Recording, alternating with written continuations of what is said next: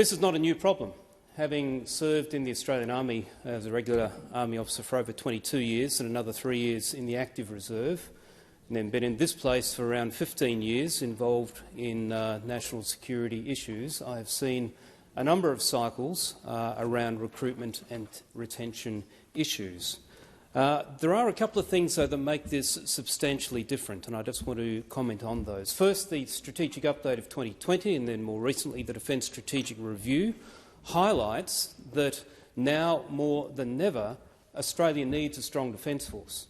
No longer do we have the 10-year warning time, both for creating capability, which is not just equipment, but it's also personnel in terms of recruitment and training, both individual training on equipment but also collective training as units to operate that equipment and joint training in conjunction with other forces. So the retention of ADF members is critical because it takes time to train a competent force.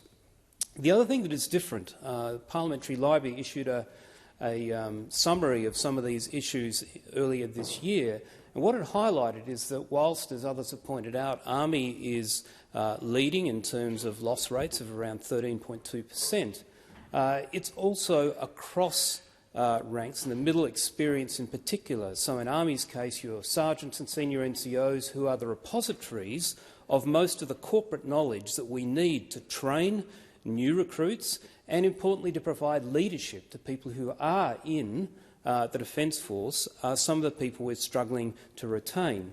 And whilst in the past we have seen things like bonuses, retention bonuses, help for particular skills, whether that be engineers of particular types or aircrew or others where there's a high net worth and salaries outside are attracting, but where it may have worked. But now that we're looking across a broad section, we need to understand what is it that's driving, as Mr Greg Sheridan, the Australian, wrote recently, soldiers from the Army to leave in droves.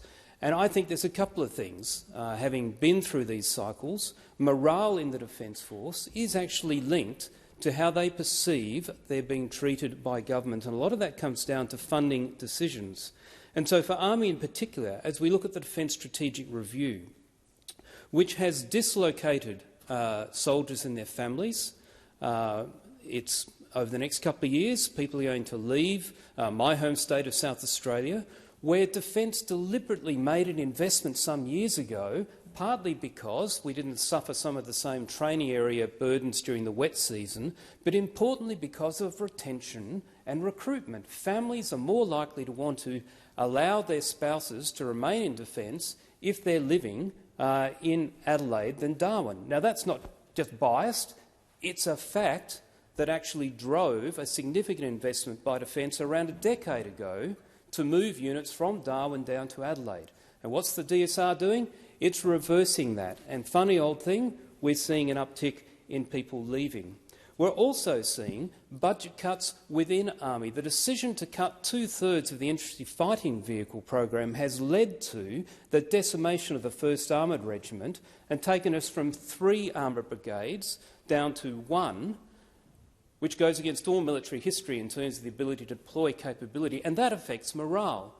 So whilst retention and recruitment have been a problem for a long time in fits and starts, the decisions of this government around the DSR of cost shifting, of dislocation and of disrupting well-established, for good reason, structures of 3 units to be able to deploy 1 is having an impact on the men and women of the Australian Defence Force.